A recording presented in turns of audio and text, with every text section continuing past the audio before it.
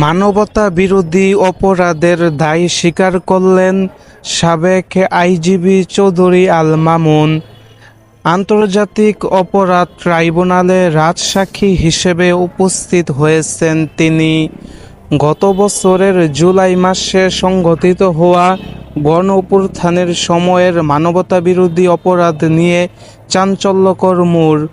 বাংলাদেশ পুলিশের সাবেক মহাপরিদর্শক চৌধুরী আল মামুন এই মামলায় রাজসাক্ষী হিসেবে নিজেকে আদালতে পেশ করেছেন।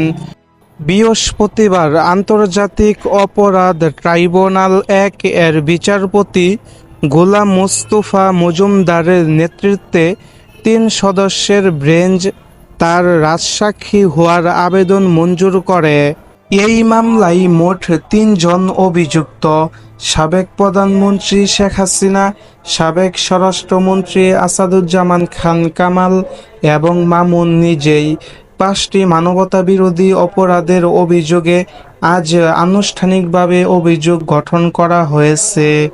ট্রাইব্যুনালে উপস্থিত হয়ে মামুন নিজের দোষ স্বীকার করেন এবং জানান তিনি এই অপরাধ সংগঠনের পিছনে সত্য ঘটনা জানেন এবং আদালতকে পুরো তথ্য দিয়ে সহযোগিতা করতে প্রস্তুত। আইন অনুযায়ী এমন ব্যক্তিকে বাংলায় বলা হয় রাজসাক্ষী। চিফ প্রসিকিউটর মোহাম্মদ তাইজুল ইসলাম জানান, মামুন আগামী দিনে ট্রাইব্যুনালে বিস্তারিত তথ্য উপস্থাপনা করবেন।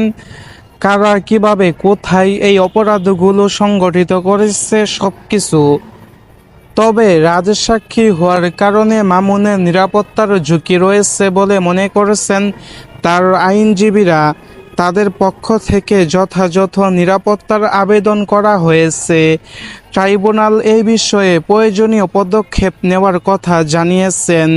এই ঘটনা বাংলাদেশের রাজনীতি ও বিচার ব্যবস্থার ইতিহাসে এক অনন্য অধ্যায় হয়ে থাকবে, যেখানে একজন সাবেক আইজিপি, রাষ্ট্রের সর্বোচ্চ নিরাপত্তা বাহিনীর প্রধান, নিজের দোষ স্বীকার করে আদালতের সামনে রাজসাক্ষী হলেন।